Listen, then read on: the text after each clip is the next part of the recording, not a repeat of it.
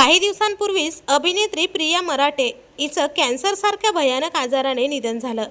वयाच्या अवघ्या 38व्या वर्षी तिला प्राण गमवावे लागले।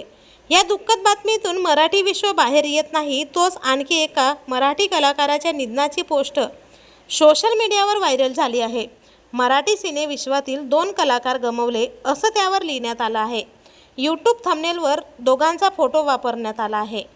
हा फोटो दुसरा तिसरा कुणाचा नसून मुरांबा मालिकेत भूमिका साकारणारा ज्येष्ठ मराठी अभिनेता अभिजीत चव्हाण यांचा आहे।